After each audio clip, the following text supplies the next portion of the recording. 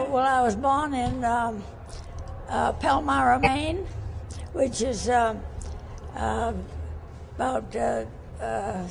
maybe 30 miles south of Bangor. And I lived with a foster parent in Plymouth, Maine, which is about 7 miles from that place, until I was 16, at which time we only had 2 years of high school in the little town where I lived, and it was a matter of us having to go either to Newport or to Pittsfield, Maine, to go to school, and our mother decided that she would take us at that time. So we moved to Rhode Island. How did you end up in the military? Well, after I graduated and took my state boards, I worked at a little hospital in Wakefield, Rhode Island, and I knew I wasn't going to go anywhere there, and as they said, nursing at that time was what they call social suicide.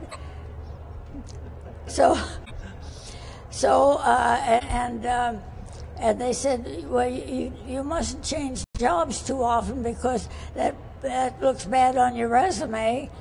And so I decided, well, if I go into the military, they'll think I'm great, and I'll be out from under my problems. Well, tell me this, because I'm just curious about the way things used to be.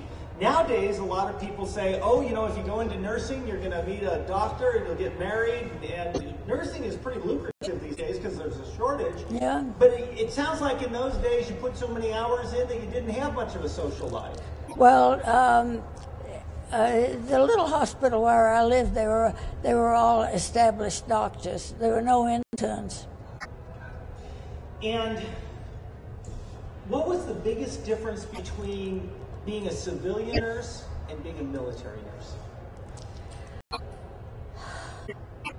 I enjoyed it more. Why would you enjoy it more? Tell me that. Well, I was in the military, and you could just pick up lots of dates. The other nurses and I used to sit on the grass outside our barracks, and of course all the young pilots made it a point to go by the nurses' quarters, and of course they always had to stop and talk. Naturally. Well, we always ask if you do it again. It sounds like you do it again. Oh, and a New York Minute. I loved it. I had initially gone into nursing. Another reason, at that time they had to be nurses to be airline hostesses, and I thought, well, this is what I'll do. And so when I found out that they had flight nurses, I asked my chief nurse about it, and she thought as soon as they were able to get me transferred, she was very cooperative about it.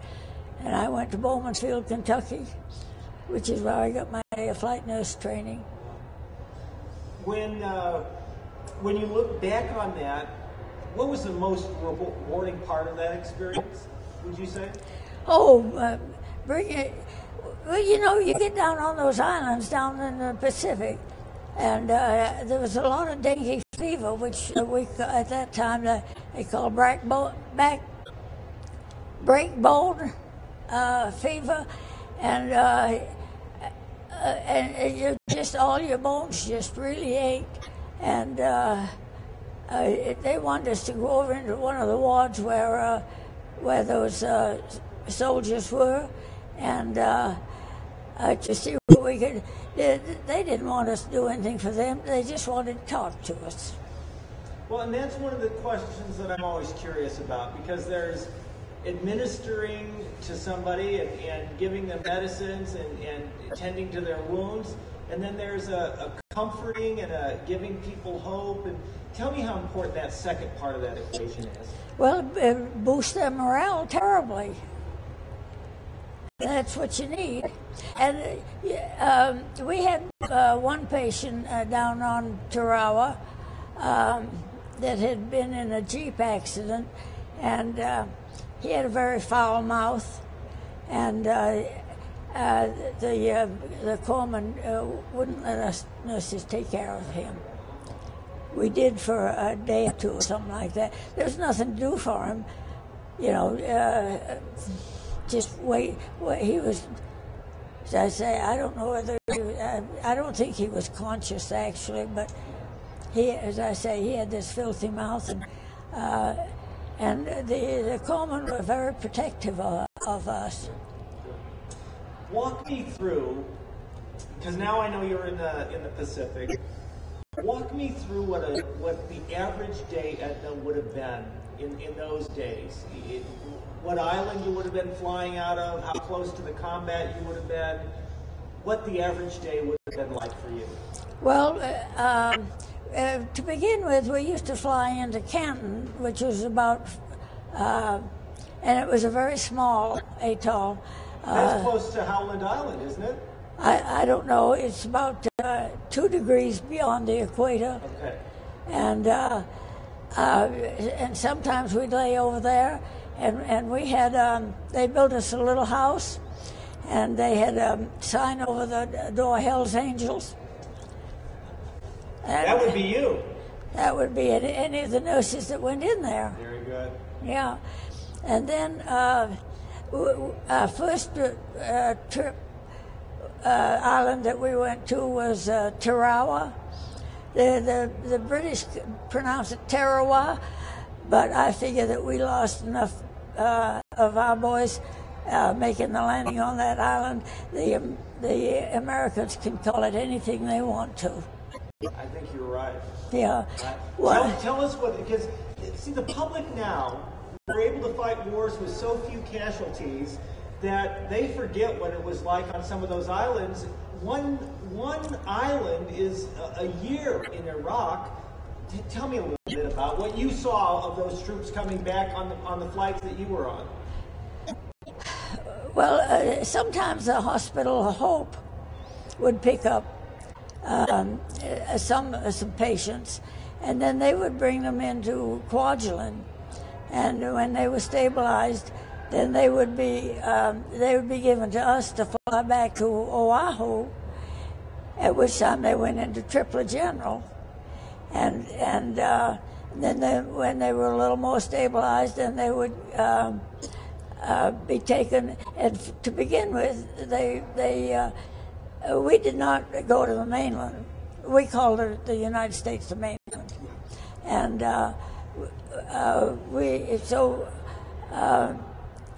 somebody else would pick them up and take them back to Hamilton Field, and from Hamilton Field they would be flown to hospitals closer to their homes. Yes.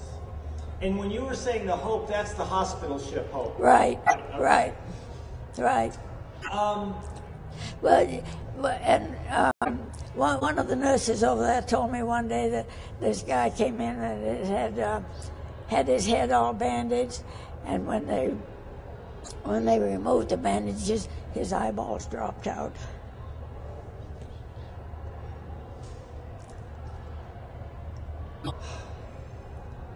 How does a young, not girl, but a young lady like you were in those days, how do you get through stuff like that? That's traumatic and tough for you? Well, because you feel very badly, but that's all in a day's work. Did it have an impact on you? Nowadays we might call it secondary post-traumatic stress disorder or something, but you're dealing with trauma day after day after day. Ever nightmares or the kind of thing that you girls would talk about? Or No.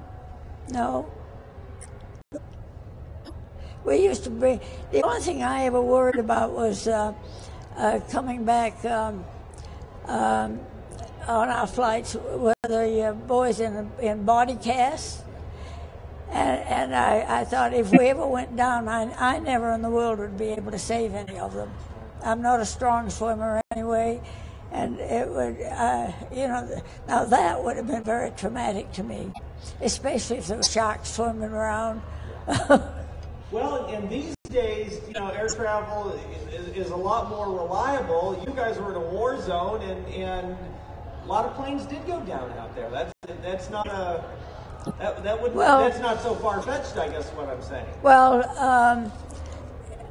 on the full moon, the Japs would send bombers over our islands, and we would have an alert, and at which time we were supposed to go to a foxhole.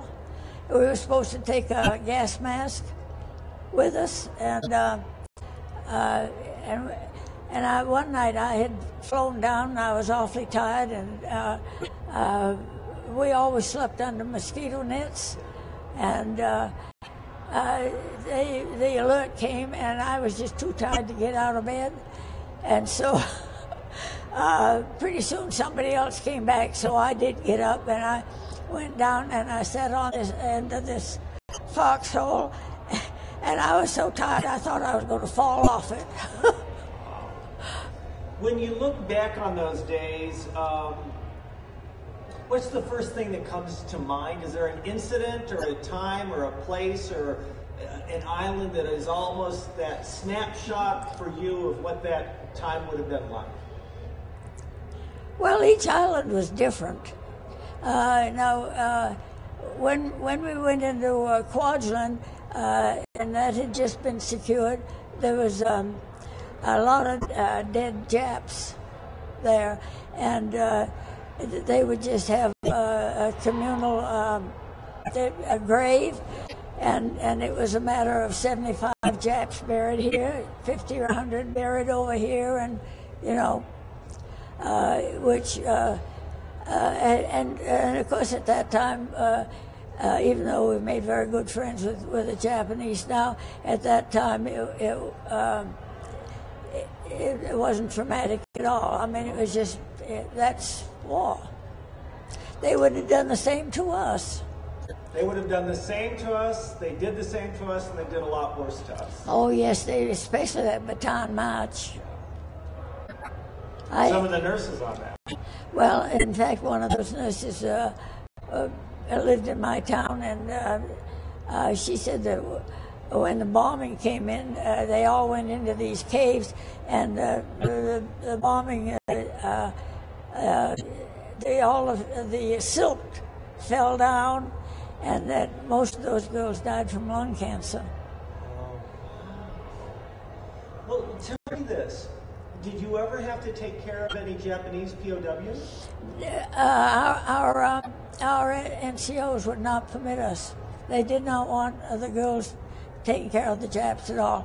They did bring out a load or two. Now, my husband was on a trip where they brought out a load or two, but no, our NCOs were very protective of us. How do you think your wartime experience impacted the rest of your life, either in terms of lessons that you might have learned or things that, that time of life helped you later on? Oh, I don't know. As I say, people come up to me and I want to thank you for what you did. Yes. Well, we didn't do it for thanks. And it was like you get up in the morning and it's your job. You just go to work. That's your job. I'm one of those people that say thank you. I mean, you guys are the greatest generation. I won't ask if you're a hero, but were other nurses heroes? Do you think? Probably. Tell me about that, because I think they are, but I could use it from somebody who was there and their perspective.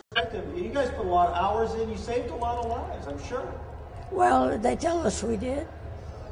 But, I hope we saved a lot of lives. We put in millions of hours of flight time.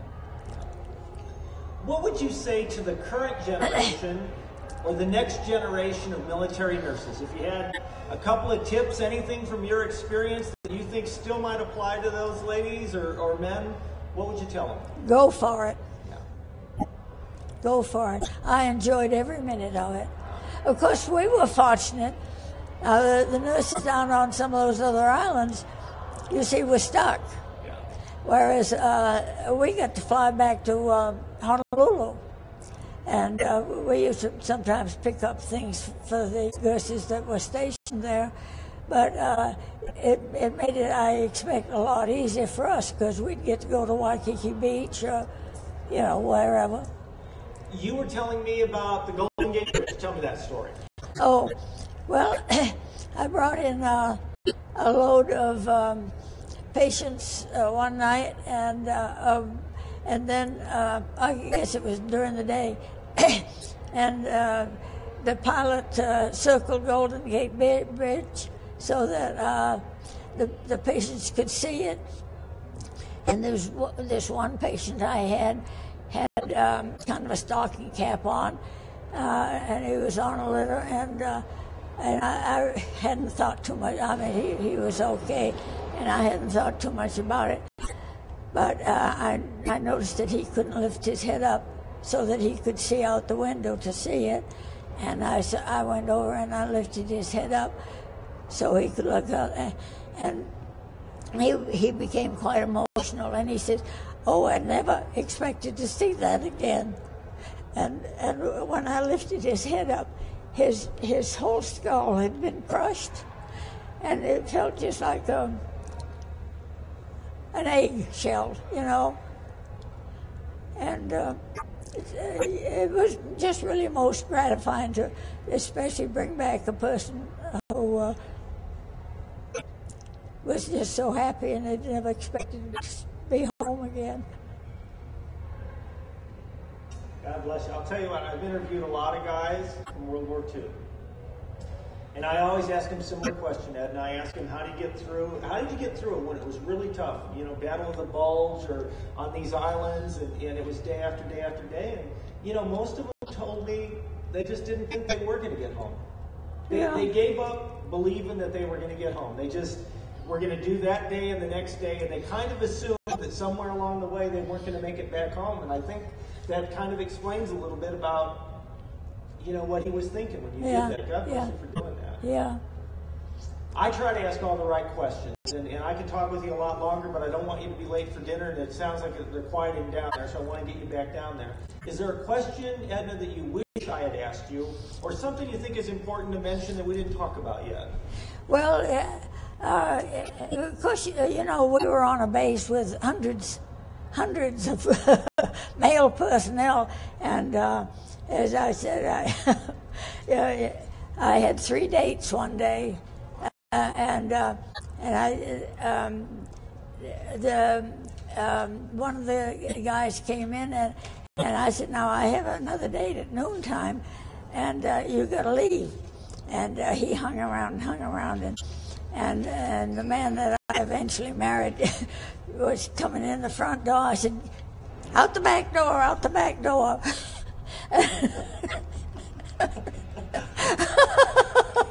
There are a couple of blues songs about that, in fact.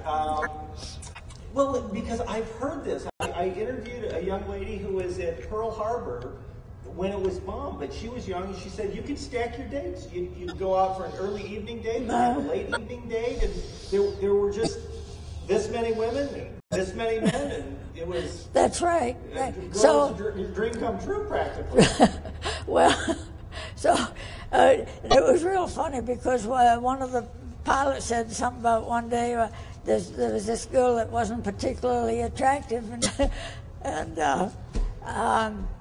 he said, you could just put a paper bag over her head and it wouldn't make any difference.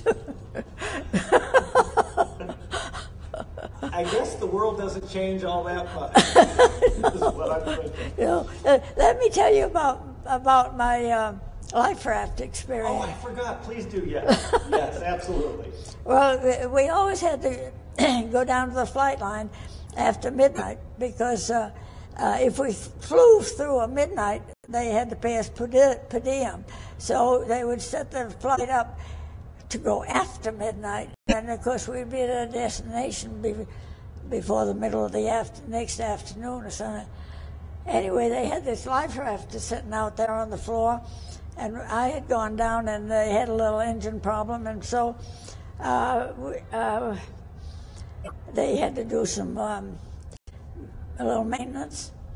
And I was kind of tired, and I thought, oh, that life raft looks as though it would be comfortable. I guess I'll go over there and have a nap there. So I went over and crawled into it, and in a few minutes I heard mumble, mumble, and I opened one eye, and here was this sergeant briefing a load of passengers on how to ditch at sea.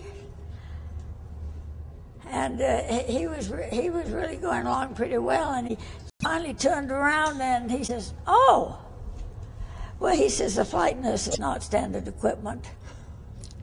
So I thought, well, we got that over with. I guess I might just well stay here.